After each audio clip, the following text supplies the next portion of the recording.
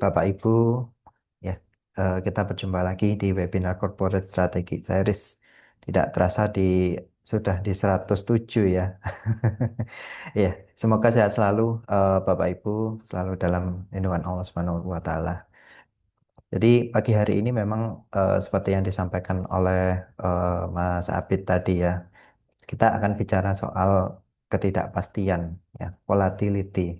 Jadi kemudian bagaimana organisasi perusahaan kita untuk tetap resilience dengan perubahan-perubahan yang terjadi dalam lingkungan eh, industri saat ini. Karena kalau kita lihat tidak perlu lama-lama ya rasanya 3 bulan 6 bulan ke belakang cukup banyak hal yang terjadi dan hal-hal itu memiliki dampak yang bisa kita katakan cukup signifikan bagi lingkungan industri kita ya. Eh, Seperti itu. Oke, mungkin boleh masuk ke slide selanjutnya. Baik, ini mungkin hanya beberapa ya, Bapak Ibu. Jadi karena saking banyaknya isu-isu apa yang terjadi di belakangan ini, saya rasa Bapak Ibu juga cukup mengikuti, cukup update ya dengan apa yang terjadi di dunia, di global saat ini. Mungkin beberapa yang cukup signifikan secara dampaknya baik itu pada industri di Indonesia maupun secara global ya. Kita tahu sendiri bahwa saat ini kondisi geopolitik ini memang lagi panas-panasnya begitu. Jadi apa yang terjadi pada kondisi geopolitik antara Amerika dan juga Iran saat ini mungkin kita sudah sedikit banyak rasakan dampaknya ya, baik itu langsung maupun tidak langsung. Kalau kita lihat beberapa isu yang hangat akhir-akhir ini itu kan berkaitan dengan Selat Hormuz ya, Bapak Ibu. Ketika kondisi geopolitik antara Amerika dan Iran ini semakin memanas, saling tarik ulur. Nah, ini salah satu yang terdampak atau salah satu hal yang menjadi eh, mungkin yang ditarik ulur gitu ya bahasanya ya, itu adalah terkait dengan Selat Hormuz. Jadi mulai ketika Iran menutup akses Selat Hormuz untuk Amerika, kemudian akhir yang terakhir adalah Trump yang mengecam akan menutup akses dari Selat Hormuz. Nah, maka kita bisa melihat sendiri ya dampaknya, bagaimana dampak dari keputusan-keputusan itu kemudian salah satunya adalah pada harga minyak dunia. Kemarin dari yang terakhir ketika diancam satu rumus akan ditutup, harga minyak langsung meroket kurang lebih 8%. Nah, ya memang secara global kalau kita tidak kemudian tidak menarik hal ini pada eh, secara langsung begitu ya pada bisnis kita, maka kita tidak akan tahu sebetulnya apa sih dampaknya dari eh, kondisi geopolitik dunia ini terhadap bisnis kita seperti itu. Mungkin yang paling mudah, yang paling simpel adalah ketika biaya minyak naik, maka biaya energi juga pasti akan naik. Artinya untuk biaya logistik, ya, biaya produksi, bahan bakar yang digunakan untuk produksi, maka semuanya juga pasti akan ikut naik.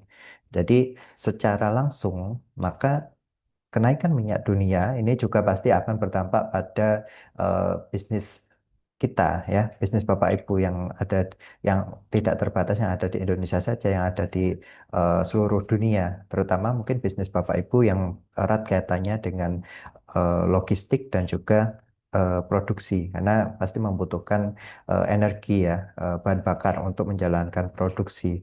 Termasuk ketika kemarin Presiden Donald Trump mengumumkan ada tarif khusus ya, ada tarif khusus untuk negara-negara yang melakukan perdagangan dengan Amerika. Nah, hal ini juga yang jadi suatu bahan diskusi antar pimpinan negara Indonesia dengan Amerika waktu itu. Kalau kita lihat juga ya ada beberapa kali perubahan tarif. Mungkin yang paling besar itu adalah untuk dari Amerika untuk China seperti itu. Karena kan memang perang dagang ini sentimennya cukup ini ya cukup bisa dibilang cukup signifikan antara Amerika dan juga China seperti itu. Nah, kemudian beberapa bulan kemarin mungkin Bapak Ibu yang punya portofolio di saham juga mungkin lagi kebakaran ya portofolionya di beberapa bulan kemarin ketika isu dari MSCI ini muncul seperti itu. Waktu waktu itu saham turun sampai kalau nggak salah sampai di 8% ya. Waktu itu sempat trading halt sampai karena turun di sampai 8% gitu di angka 7.600 sekian kalau nggak salah seperti itu. Nah, mungkin ini juga jadi salah satu isu yang cukup menarik ketika kita bicara apa yang terjadi belakangan ini ya. Seperti itu. Kalau kita lihat juga dari sisi nilai tukar USD to rupiah gitu ya, to IDR per 16 April kemarin sudah di angka 17.000 ada di angka 17.128 rupiah seperti itu. Nah, maka Bapak Ibu mungkin yang bisnisnya berkaitan dengan ekspor impor seperti itu. Kalau ekspor rasanya akan lebih ini ya akan lebih untung. Tapi kalau bisnis Bapak Ibu yang cukup banyak mengandalkan impor seperti itu mungkin akan cukup kewalahan seperti itu dengan nilai tukar yang terus naik. Nah, boleh next. Oke, nah dari sanalah sebetulnya kita melihat ketidakpastian ini jadi semakin tinggi ya, Bapak Ibu ya, belakangan ini. Artinya kita tidak perlu menunggu sampai pergantian tahun atau 6 bulan ke depan untuk sesuatu itu kemudian berubah begitu ya. Bahkan dalam hitungan hari, minggu, semua bisa berubah dengan cepat. Nah, mungkin Bapak Ibu mengenal dengan familiar istilah VUCA. Nah, tapi selain dari VUCA framework, maka sebetulnya ada yang namanya juga Bani framework. Nah, Bani ini lebih menekankan ya pada perubahan lingkungan yang lebih cepat atau cukup cepat seperti yang kita alami saat ini seperti itu. Jadi yang pertama brittle atau berkaitan dengan sistem fragility, di mana kalau bahasa Indonesianya itu kerapuhan ya. Mungkin bukan lagi hanya tentang volatilitas. Jadi kalau VUCA salah satu V-nya itu adalah volatilitas. Nah, tapi dalam Bani tidak hanya terbatas pada volatilitas saja, namun lebih jauh daripada itu yaitu brittle atau fragility. Nah, dalam Bani ini eh, kita melihat adanya guncangan yang sifatnya mendadak dan tak terduga begitu ya dan bahkan sampai pada kehancuran sistem yang mungkin di awal kita melihat sistem itu tidak ada kendala, terlihat stabil, namun ketika kerusakan sistem itu terjadi, maka efek dominonya itu akan cukup masif seperti itu. Jadi seperti terkait dengan misalnya terkait dengan selat Hormuz tadi ya, yang mana selat Hormuz saat ini kan kurang lebih 20% minyak dunia itu perdagangannya melewati selat Hormuz. Maka negara-negara yang mengandalkan impor bahan bakar mengimpor minyak yang melewati Selat Hormuz, maka mereka pasti akan terdampak cukup signifikan dengan adanya isu geopolitik yang ada di sana seperti itu. Maka ketika sistem yang awalnya terlihat stabil, tidak ada kendala, dan ketika ada masalah atau ada kerusakan pada sistem itu, maka langsung menyebabkan efek domino yang signifikan bagi bagi negara-negara yang terdampak secara langsung seperti itu. Nah, kalau kita bicara tentang sistem fragility, maka key question-nya adalah sebetulnya seberapa rentankah bisnis kita terhadap kegagalan sistemik yang mendadak. Nah, jadi mungkin Bapak Ibu nanti bisa jawab sendiri untuk bisnisnya masing-masing. Maka ketika muncul pertanyaan, sebetulnya bisnis kita itu seberapa rentan ketika misalnya terjadi kegagalan pada sistem yang sudah ada saat ini.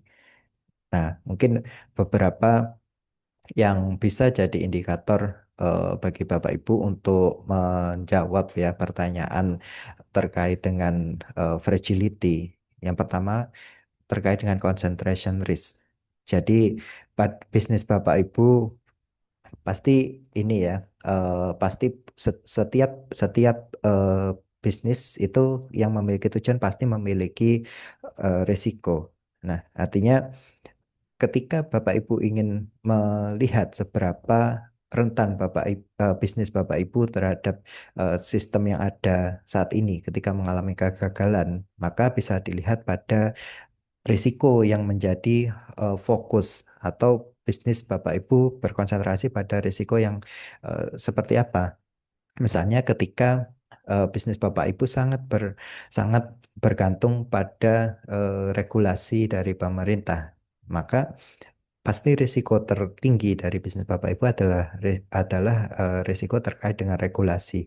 Nah, ketika terjadi perubahan regulasi yang misalnya dalam tanda kutip tidak menguntungkan bisnis Bapak Ibu, nah maka apa yang perlu dilakukan? Seperti itu. Nah, salah satu concentration risk ini jadi salah satu indikator yang bisa kita eh, ini ya, bisa kita lihat ya, bisa kita gunakan untuk menjawab pertanyaan key question yang tadi karena kita pasti akan menyadari bahwa bisnis kita itu pasti punya satu atau dua bahkan beberapa risiko utama yang kemudian itu menjadi risiko utama dari organisasi atau bisnis Bapak Ibu. Nah, yang kedua mungkin berkaitan dengan persentase dari revenue atau supply.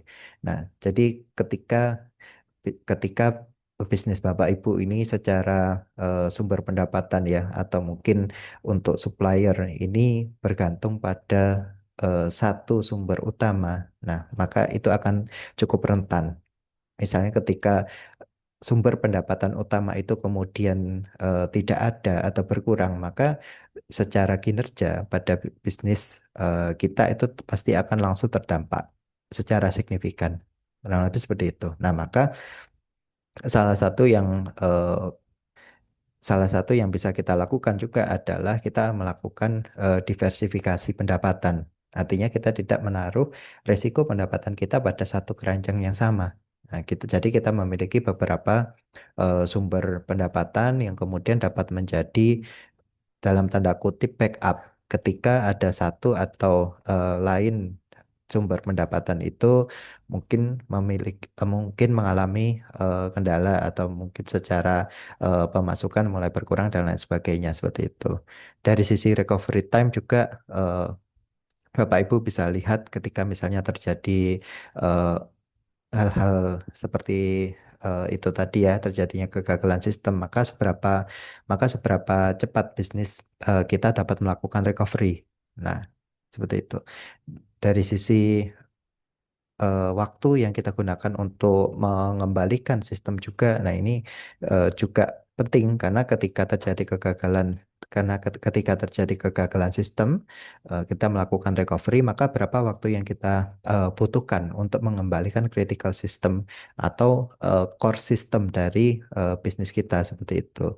Termasuk untuk contingency planning. Nah, saya yakin Bapak Ibu pasti punya namanya contingency planning juga ya. Ketika terjadi kegagalan sistem, kemudian katakan pengendalian atau mitigasi yang Bapak Ibu sudah rencanakan seperti itu kurang efektif, maka harus ada contingency planning. Maka dari itu, kami di KMMB juga selalu memberikan ada beberapa opsi. Artinya ketika satu opsi itu kurang efektif, maka kita masih punya opsi dua, opsi tiga, seperti itu. Nah, itu adalah bentuk contingency planning yang saya rasa mungkin Bapak Ibu juga perlukan ketika bicara soal sistem ya, kegagalan sistem, menghadapi kegagalan sistem seperti itu. Kemudian availability dan testing dari business continuity plan. Nah, ini juga termasuk dalam salah satu contingency planning yang kita susun begitu ya, yaitu adalah BCM, Business Continuity Management seperti itu.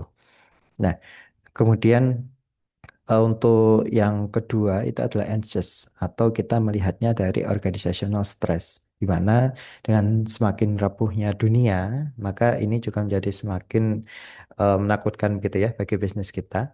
Nah, ini kalau kita lihat ketakutan-ketakutan ini kan menyebabkan perasaan namanya anxious yang membuat orang menjadi kaku ya karena takut dengan hal-hal yang terjadi di lingkungan bisnisnya. Kemudian kecemasan ini juga dapat dipicu oleh informasi yang salah dan juga berita-berita yang mungkin menimbulkan kecemasan bagi masyarakat seperti itu. Nah, maka key question yang perlu kita jawab di sini adalah bagaimana ketidakpastian kemudian mempengaruhi kesejahteraan dan kinerja tim kita. Nah, karena ini erat katanya dengan people ya, Bapak Ibu, kalau anxious ini. Jadi, untuk menjawab sebetulnya bagaimana ketidakpastian ini kemudian mempengaruhi kesejahteraan dan kinerja tim kita, maka kita bisa melihat dari yang pertama stabilitas personel. Nah, bagaimana stabilitas karyawan Bapak Ibu sekalian ketika katakan menghadapi adanya misalnya kegagalan sistem tadi. Nah, maka apakah mereka panik kemudian tidak dapat menemukan solusi yang tepat atau bahkan ketika terjadi kegagalan sistem misalnya mereka bisa langsung cepat mengevaluasi apa yang menyebabkan kegagalan itu, kemudian bagaimana sistem itu dikembalikan, restore itu tadi ya recovery yang perlu dilakukan. Nah, mereka bisa melakukan itu. Nah, itu dikembalikan pada bagaimana stabilitas dari personel Bapak Ibu dalam bisnis. Nah, yang kedua mungkin kita bisa lihat dari tingkat turnover karyawan gitu ya dan bagaimana stres eh, dari tingkat stres dari karyawan ya, mungkin yang cukup tinggi seperti itu. Kemudian dari sisi pengambilan keputusan, seberapa cepat keputusan itu kita bisa ambil dengan adanya perubahan-perubahan yang terjadi di lingkungan kita saat ini seperti itu.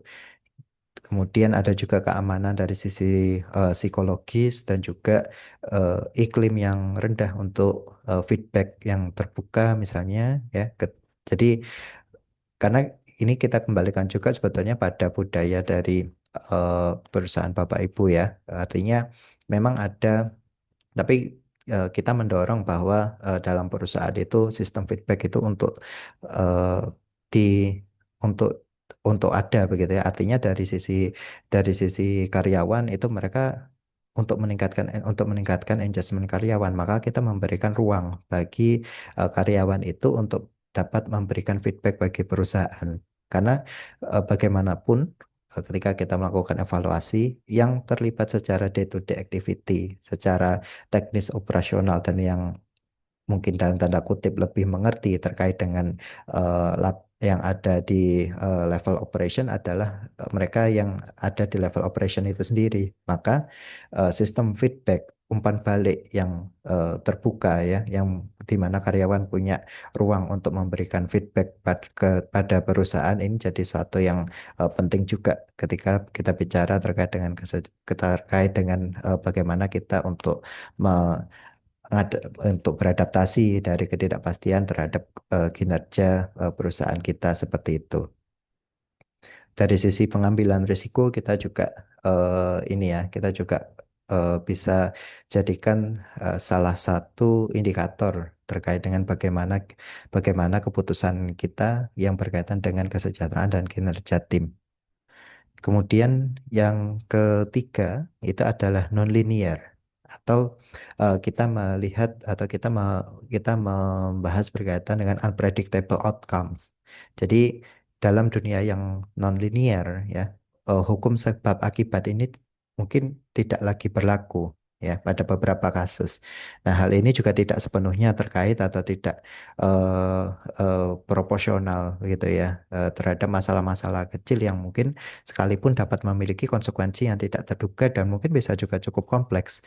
Artinya tidak selalu hal-hal besar itulah yang kemudian mengakibatkan atau memiliki konsekuensi yang kompleks. Bisa jadi hal-hal kecil kesalahan-kesalahan kecil yang terjadi secara berulang dan terus-menerus itu di kemudian hari dapat menyebabkan masalah yang sifatnya kompleks seperti itu. Jadi tidak selalu hal-hal besar yang kemudian berdampak besar juga, tapi bisa juga hal kecil itu memiliki dampak yang besar bagi bisnis kita. Selama kalau kita tidak kemudian tidak melihat, tidak mengevaluasi hal tersebut begitu ya terkait dengan operasional bisnis kita, maka pertanyaan kunci yang ada di sini adalah seberapa siapkah sebetulnya kita menghadapi dinamika sebab akibat yang tidak proporsional ini, seperti itu. Ketika pada suatu kondisi terjadi kesalahan-kesalahan kecil yang ternyata memiliki dampak signifikan bagi bisnis kita. Nah, maka kita bisa melihat pada beberapa indikator kunci yang bisa kita jadikan pedoman seperti itu. Dari sisi eh, akurasi untuk perakiraan atau forecasting. Nah, ini juga jadi salah satu tantangan kita ya dalam kondisi saat ini. Maka ketika kita menyusun forecasting dengan kondisi lingkungan industri yang sangat dinamis ini, maka akurasi atas forecasting yang kita susun ini menjadi mungkin bisa dibilang secara akurasinya tidak sebaik ketika lingkungan industri kita ini stabil seperti itu. Maka dalam praktiknya kita terus melakukan pembaruan, kita terus melakukan evaluasi ya, pembaruan atas proyeksi yang kita susun dengan perubahan-perubahan yang terjadi di lingkungan industri. Nah, yang kedua berkaitan dengan penyimpangan signifikan pada hasil dari rencana, karena ketika kita bicara ini ya sebab akibat ya, maka kita tidak jauh-jauh dari pencapaian target. Karena target ini kan adalah sebuah akibat yang kemudian muncul terjadi atas sebab kita melakukan rencana strategis. Artinya ketika terjadi penyimpangan yang cukup signifikan atas hasil yang eh, kita dapatkan dari aktivitas-aktivitas atau rencana strategis yang sudah kita lakukan, nah maka ini perlu dievaluasi. Maka ini perlu diperhatikan apakah rencana strategis yang kita lakukan ini ya, sudah cukup efektif atau tidak. Seperti itu. Nah, karena ini juga jadi salah satu bagian dari proses evaluasi ya. Kemudian kalau memang eh, kita ketahui bahwa rencana strategis ini sifatnya tidak efektif, maka kita lakukan penyesuaian seperti itu. Kemudian dari sisi frekuensi pada insiden besar yang tidak terduga, ini mungkin Bapak Ibu bisa lihat pada bagaimana Bapak Ibu mengidentifikasi risiko-risiko pada bisnis Bapak Ibu gitu ya. Jadi dalam proses kita menyusun profil risiko, peristiwa-peristiwa risiko yang kemudian kita identifikasi di sana, kita juga mengidentifikasi sebetulnya seberapa besar kemungkinan frekuensi terjadinya peristiwa risiko tersebut bagi bisnis kita. Nah, maka ketika kita dapat mengidentifikasi hal-hal tersebut, maka kita juga akan punya pandangan yang lebih clear terkait dengan sebab akibat yang akan terjadi ketika risiko tersebut kemudian terjadi secara real pada bisnis kita. Dan kita sudah menyiapkan ada pengendalian risiko. Kalau memang pengendalian itu dirasa kurang efektif untuk menurunkan eksposur risiko itu terhadap bisnis kita, maka kita susun adanya mitigasi risiko. Nah, seperti itu. Kemudian budaya eksperimen dan juga toleransi yang rendah terhadap kegagalan inisiatif. Nah, toleransi terhadap kegagalan inisiatif ini yang berkaitan dengan tadi yang saya sampaikan terkait dengan inisiatif strategi yang kita lakukan, apakah efektif atau tidak, maka perlu dilakukan evaluasi dan penyesuaian apabila inisiatif strategi tersebut dinilai kurang efektif terhadap pencapaian target dalam bisnis kita.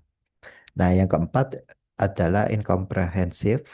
Ini kita bicara terkait dengan sense making deficit. Jadi bagaimana pikiran manusia ini tidak lagi mampu memahami kompleksitas informasi dan kejadian secara keseluruhan. Nah, jadi segala sesuatu yang mempengaruhi hal-hal lain ya pada berbagai tingkatan atau berbagai level dalam lingkungan industri ini, bagaimana kita bisa memahami hal-hal tersebut. Jadi kuncinya adalah sense making, Bapak Ibu. Dengan jadi karena itu pertanyaan kunci yang perlu kita jawab di sini adalah, bisakah kita menciptakan makna yang jelas dan wawasan yang dapat ditindaklanjuti dari data-data yang mungkin sifatnya masih cukup scatter ya, masih cukup kacau seperti itu. Nah, jadi yang bisa kita lihat di sini adalah time to insight. Jadi berapa waktu yang kita butuhkan untuk dapat ciptakan untuk dapat memunculkan insight atas apa yang kondisi yang ada saat ini seperti itu. Nah, kalau kita bicara just making, maka artinya adalah seberapa peka kita terhadap kondisi lingkungan, terhadap perubahan lingkungan yang terjadi. Nah, maka yang jadi krusial di sini adalah seberapa lama waktu yang kita butuhkan untuk kemudian dapat memunculkan insight dari kondisi lingkungan yang ada saat ini. Nah, sampai nanti kepada pengambilan keputusan. Kemudian slow response time to market anomaly. Nah, ini salah satu yang perlu kita waspadai ketika ki- kita memiliki respon yang cukup lambat terhadap anomali atau terhadap perubahan yang terjadi di pasar. Nah, ini perlu diwaspadai.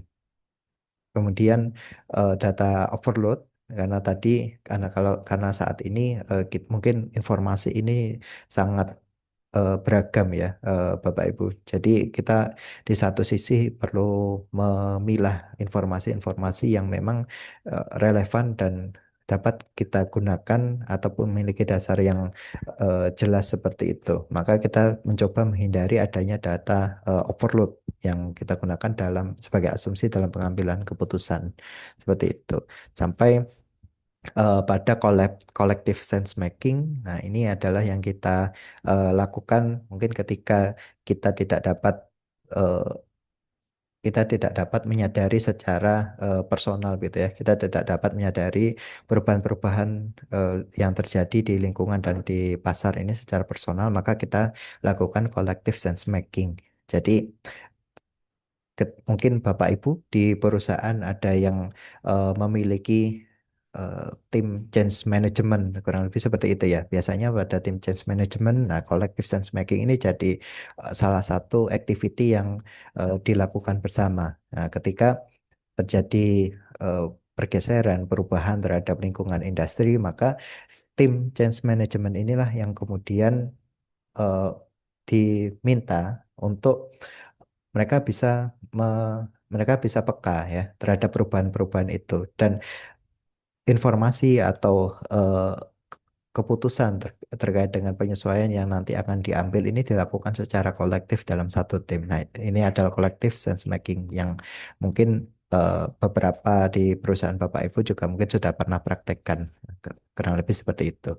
Nah, jadi selain VUCA begitu ya, Bapak Ibu juga bisa menggunakan Bunny Framework ya, untuk melihat ya, untuk merasakan sebetulnya dengan perubahan-perubahan yang ada saat ini apa yang perlu kita persiapkan. Nah, jadi beberapa pertanyaan yang tadi bisa Bapak Ibu jawab. Nah, ini juga bisa jadi salah satu untuk mitigasi begitu ya. Ketika terjadi perubahan-perubahan di lingkungan, perubahan-perubahan di market, maka kita sudah siap. Karena kita sudah pegang indikator-indikator kunci, apa yang perlu kita lakukan, apa yang perlu kita persiapkan, dan apa yang perlu kita benahi. Kurang lebih seperti itu. Oke, next.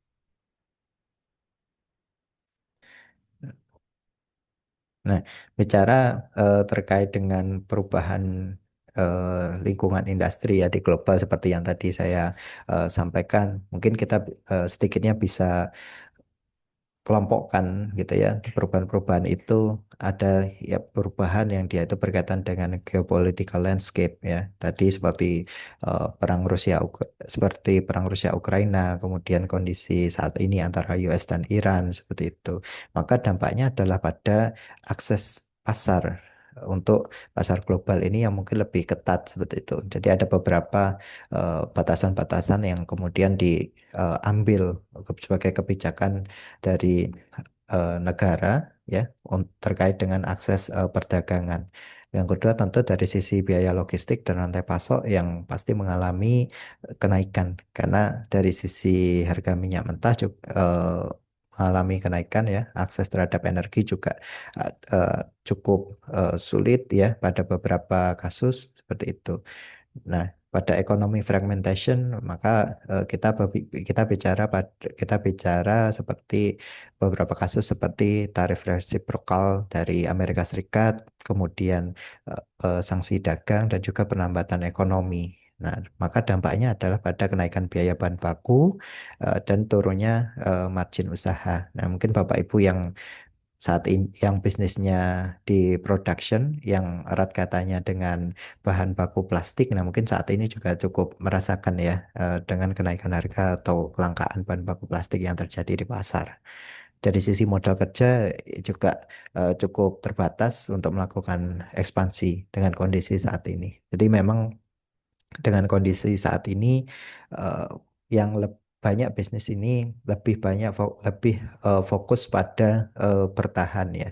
Maka maka dari itu yang perlu dibentuk dari eh, bisnis kita adalah bagaimana bisnis kita ini resilience. Ya. Ketika terjadi perubahan-perubahan, dampaknya itu tidak sesignifikan itu dan menimbulkan dampak yang eh, cukup besar bagi bisnis kita seperti itu. Maka yang perlu dibangun adalah resilience.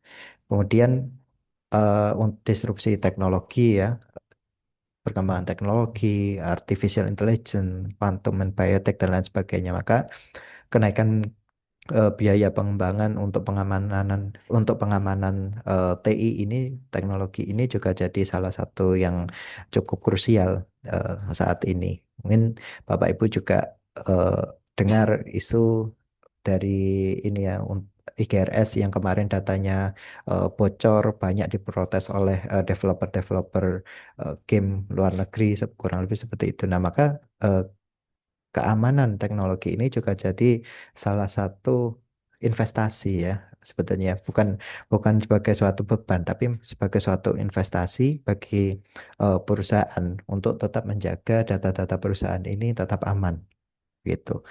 Kemudian dari sisi cuaca, geologi gitu ya, kita lihat eh, ke musim kalau di Indonesia karena hanya ada dua musim ya, musim hujan dan juga musim kemarau ya. Jadi ketika musim hujan, hujannya sangat lebat sampai pada beberapa kondisi selalu mengakibatkan banjir atau ada genangan air.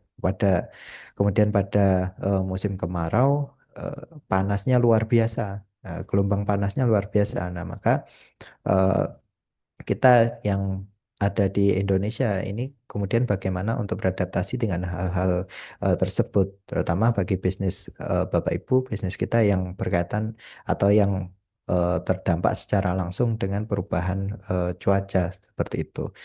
Dan mungkin salah satu isu juga yang cukup menarik akhir-akhir ini itu kan juga berkaitan dengan eh, ESG begitu ya, terkaitan dengan energi terbarukan. Nah, kita semakin dekat ya dengan pergeseran kita mulai menuju energi-energi terbarukan seperti itu. Jadi hilirisasi semakin digalakkan ya, terkaitan dengan penggunaan energi terbarukan. Oke, next. Ya, kemudian kalau kita melihat ya, Bapak Ibu, apa yang terjadi di lingkungan global ya. Tadi kita bahas ada beberapa isu gitu ya, tarif dagang, kemudian konflik geopolitik dan lain sebagainya. Maka kalau kita bicara terkait dengan contoh kasusnya ya, praktiknya ada nggak sih yang sudah mulai eh, katakan mengambil langkah dengan adanya perubahan-perubahan dalam lingkungan bisnisnya. Mungkin salah satu yang cukup terkenal ya, Bapak Ibu bisa lihat apa yang sudah dilakukan Apple beberapa tahun ke belakang ini. Jadi kalau Bapak Ibu, mungkin Bapak Ibu juga sadar ya, kalau Bapak Ibu punya iPhone ya, itu kan di itu kan diproduksi di China ya sebetulnya. Jadi eh, ponsel iPhone ya milik Apple yang awalnya mayoritas diproduksi di China dengan adanya perubahan eh, geopolitik antara Amerika Serikat dan juga China, kemudian tarif dagang dan lain sebagainya, maka Apple harus katakan putar otak begitu ya. Maka ketika kalau ponselnya itu diproduksi di China, kemudian masuk ke US, maka biayanya akan sangat tinggi seperti itu. Maka Apple sejak tahun 2023 ya, sejak tahun 2023 itu mulai eh, menggeser ya tempat produksi dari ponsel mereka, iPhone ya, yang mayoritas ada di China ke India dan di Vietnam. Seperti itu. Dengan target 25% ya, 25% produksi iPhone di global itu adalah nanti akan diproduksi di India. Nah, kenapa apa yang dilakukan Apple ya? Apa yang dilakukan Apple ini adalah yang pertama tadi merelokasi produksi. Jadi Apple memindahkan sebagian besar perakitan iPhone terbaru ini ke India. Tentunya masih bekerja sama dengan Foxconn ya, seperti sebelumnya dan juga Tata Group ya. Di tahun 2026 ini targetnya 25% dari produksi iPhone di seluruh dunia ini adalah diproduksi di India. Kemudian ada juga yang dipindahkan ke Vietnam. Nah, tapi untuk saat ini eh, untuk produksi yang di Vietnam mungkin masih difokuskan pada aksesoris-aksesoris seperti AirPods, iPad, dan MacBook ini dialihkan produksinya di Vietnam seperti itu. Kemudian Apple juga menginvestasi teknologi pada pasar lokal. Artinya ketika Apple memindahkan produksinya ke India dan juga ke Vietnam, maka Apple tidak hanya membangun pabrik, tidak hanya membangun pabrik dan juga melakukan produksi, tapi Apple juga melakukan investasi terhadap sumber daya manusia yang ada di India dan di Vietnam gitu ya, melalui pelatihan untuk untuk tetap menjaga secara quality dari produksi Apple ini seperti sebelumnya seperti itu. Jadi meskipun ada pemindahan pabrik tempat produksi, maka Apple harus tetap menjaga secara kualitas untuk tidak terjadi penurunan seperti itu. Nah, maka dampaknya apa? Yang dari sisi tarif ya dengan label produksi yang Assemble in India atau Made in Vietnam, maka Apple dapat menghindari tarif resiprokal ya yang dikenakan pada produk-produk asal China saat masuk ke pasar Amerika seperti itu. Dari sisi fleksibilitas logistik juga pastinya ketika terjadi gangguan di satu wilayah produksi maka Apple punya cadangan produksi di wilayah lain seperti itu. Jadi ketika terjadi kegagalan sistem tadi ya misalnya pada salah satu wilayah tempat produksi maka masih ada tempat produksi lain yang dapat melakukan backup. Kemudian dari sisi manajemen tata ruang ya ke- dengan punya dengan memiliki basis produksi di berbagai negara, maka Apple dapat melakukan natural hedging terhadap fluktuasi mata uang lokal ya. Jadi ketika salah satu mata uang lokal tempat produksi melemah begitu ya, maka Apple dapat melakukan hedging. Jadi dari tempat produksi yang lain yang mata uangnya mungkin lebih stabil ya, lebih stabil atau lebih kuat. Nah, maka Apple dapat melakukan hedging atau mereka dapat mencadangkan dari sisi dari sisi produksi seperti itu. Nah, maka apa yang bisa kita pelajari dari sini? Jadi perusahaan-perusahaan global itu tidak lagi hanya mengejar biaya termurah atau lowest cost, tapi bagaimana resiliensi ini kemudian dibangun dengan melakukan diversifikasi. Kalau kasusnya Apple, ya, mereka melakukan diversifikasi dari sisi produksi. Jadi tidak hanya ditempatkan di Cina saja, tapi mereka juga melakukan diversifikasi tempat produksi ke India dan juga di Vietnam. Seperti itu. Jadi yang kita pelajari adalah untuk tidak menaruh telur kita pada satu keranjang yang sama. Jadi ketika keranjang itu hilang, ya, misalnya kita masih punya keranjang-keranjang yang lain. Kita tetap masih punya telur-telur yang lain gitu. Tidak semua telur kita hilang. Ya, kurang lebih seperti itu. Oke, boleh next. Nah, kemudian kalau kita ingin mempraktikkan ya dalam bisnis kita, maka apa sih yang perlu kita lihat ketika kita ingin melakukan katakan penyesuaian tadi ya, melakukan adaptasi atas perubahan-perubahan yang terjadi dalam bisnis kita. Nah, maka salah satu mungkin yang cukup familiar ya, Bapak Ibu mungkin juga sudah familiar dengan hal itu adalah bisnis model kanvas.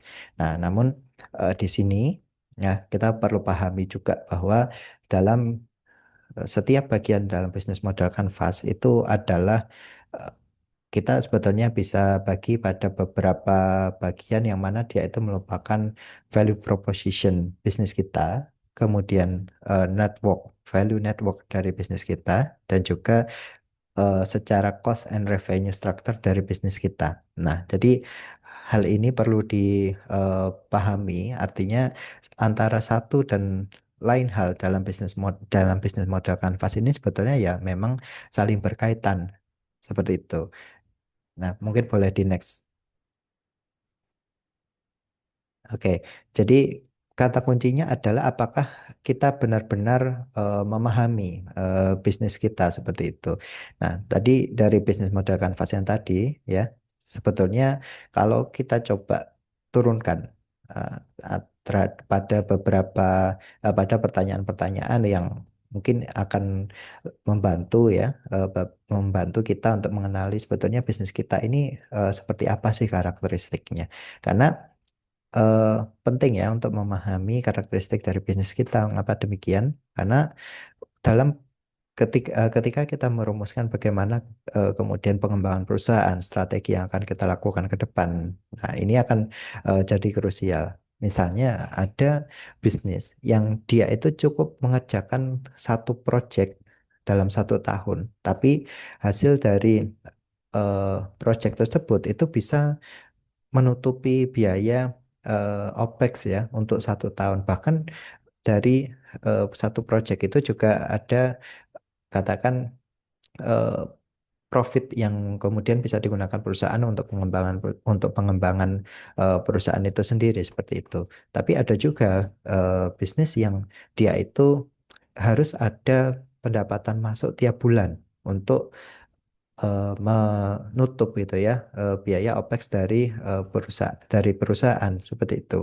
Nah, maka treatmentnya akan berbeda ketika perusahaan itu hanya butuh satu project per tahun dan juga bisnis yang dia itu membutuhkan adanya aliran cash flow tiap bulan. Maka treatmentnya pasti akan berbeda gitu. Nah, maka untuk mengenali hal itu kita bisa eh, melihat dari 4 aspek ya dari balance scorecard ya sebetulnya mungkin kalau Bapak Ibu juga sudah familiar dari sisi finansial kita bisa menjawab pertanyaan sebetulnya struktur biaya dari perusahaan kita itu seperti apa. Nah, maka kita bisa me, ini ya, maka kita bisa mengantisipasi ketika terjadi perubahan-perubahan di lingkungan industri ya yang berakibat pada bisnis kita, eh, st- maka biaya apa yang kemudian akan terdampak secara signifikan dari bisnis kita. Kalau misalnya yang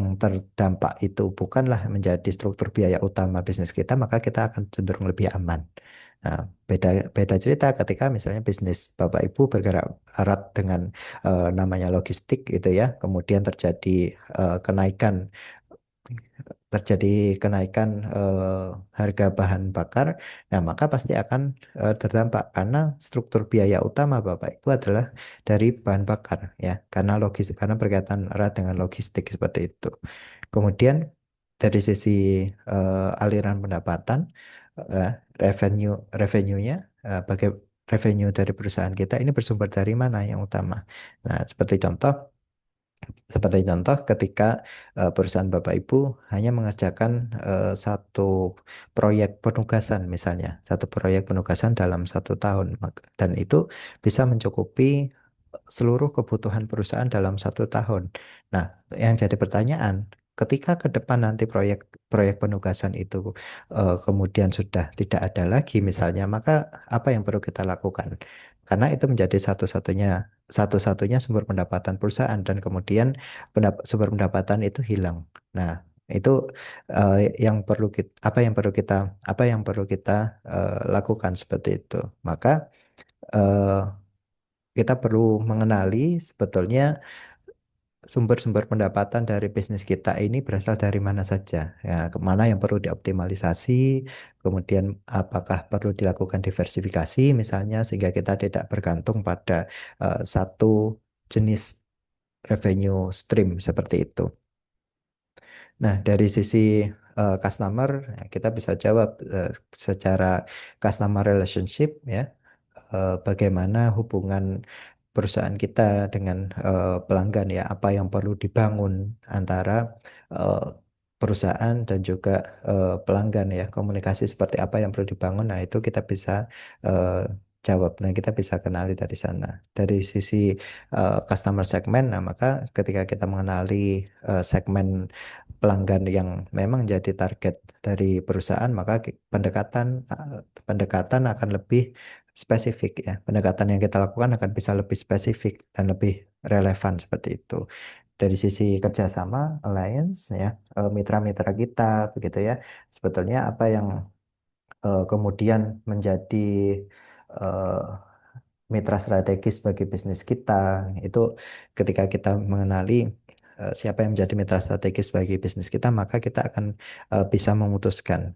Nah, ya berkaitan dengan internal bisnis proses juga dari sisi supply chain ya, pada proses-proses apa yang kita cukup bergantung pada mitra ya, pada pihak ketiga atau pada proses-proses mana yang sebetulnya bisa kita lakukan secara mandiri dan itu bisa lebih efisien seperti itu. Karena kita juga perlu melihat secara eh, bisnis proses kita ya, pada aktivitas-aktivitas mana yang kita memang perlu dan dapat lakukan itu secara mandiri, dan mana yang mungkin akan lebih eh, efektif dan efisien ketika kita melakukan kerjasama ya, bermitra dengan pihak ketiga. Nah, selain itu kita juga perlu kenali dari sisi produk atau service yang kita berikan pada pelanggan ya.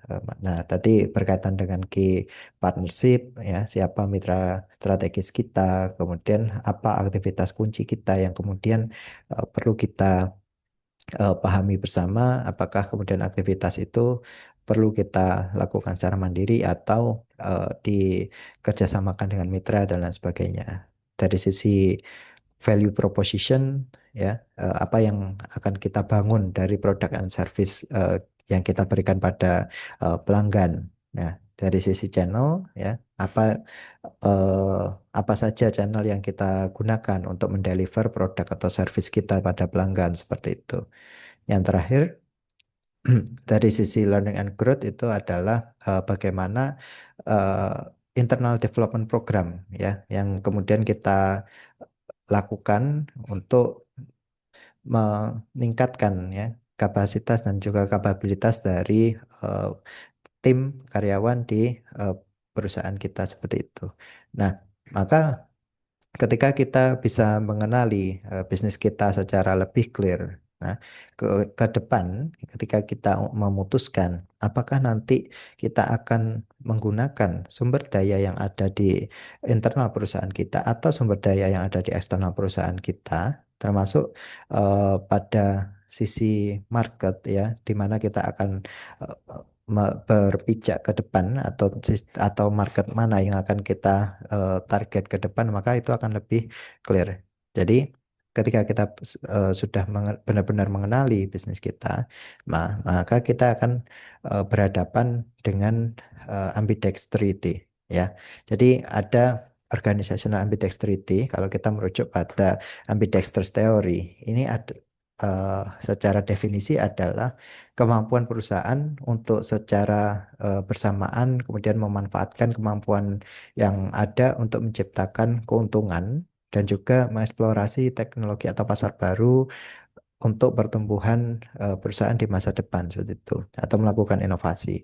Jadi seringkali perusahaan itu dihadapkan pada suatu dilema, Bapak Ibu. Jadi apakah ke depan perusahaan itu akan tetap eh, bergantung pada sumber daya internal organisasi atau perusahaan ini kemudian membuka, ya, membuka eh, kemungkinan untuk mereka kemudian bermitra, menjalin kerjasama dengan eh, pihak ketiga sebetulnya ya, untuk memanfaatkan resource yang dimiliki oleh pihak ketiga seperti itu. Nah, ini menjadi salah satu dilema yang sering kali muncul.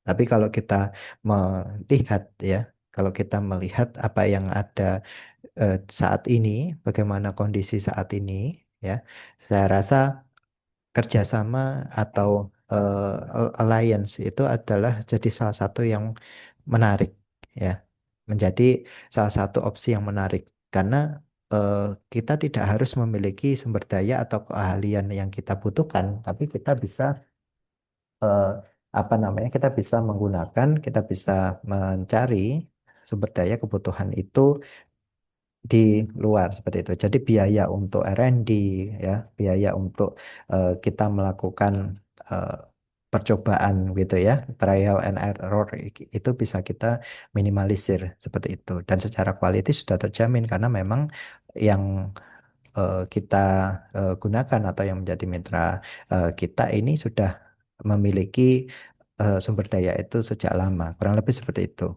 Nah, maka ketika kita bisa memutuskan, ya, resource apa yang akan kita gunakan, internal atau eksternal, dan juga bagaimana target kita, ya, target pasar kita, apakah kita akan menarget pasar yang baru atau pasar yang sudah ada dan kita jajaki saat ini. Nah, maka pilihannya adalah eksplorasi atau eksploitasi, ya. Kalau Bapak Ibu lihat pada matriks di sebelah kanan begitu ya.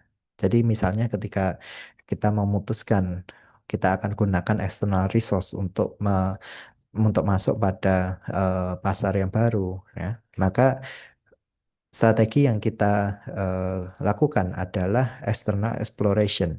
Artinya kita melakukan eksplorasi, ya, kita melakukan menjajakan pasar baru, namun dengan sumber daya eksternal. Nah, misalnya ketika kita ingin masuk pada pasar internasional di negara Vietnam misalnya begitu ya, maka kita tidak perlu dari Indonesia kemudian mendevelop ada tim yang dia ditempatkan di eh, Vietnam seperti itu ya, atau kita mendevelop peralatan-peralatan produksi dari Indonesia kemudian dibawa ke Vietnam, ya, tidak harus seperti itu, tidak selalu seperti itu. Jadi bisa bisa juga ketika kita masuk ke pasar Vietnam, ya, kita kita mengakuisisi pabrik-pabrik yang ada di sana misalnya. Kemudian karena kita sudah punya standar, ya, kita punya standar, kita punya katakan instruksi kerja, SOP yang sudah matang, ya, maka itulah yang kita bawa ke sana. Jadi sistem yang kita bangun itulah yang kita bawa ke itulah yang kita bawa ke Vietnam itu tadi. Jadi kita tidak perlu katakan untuk peralatan-peralatan produksi kemudian dibawa juga dari Indonesia, tidak. Tapi kita menggunakan apa yang sudah ada di sana, namun untuk menjaga secara quality dan standar yang sudah ada di perusahaan kita, maka sistemnya lah yang kemudian kita terapkan di sana. Nah, kurang lebih seperti itu.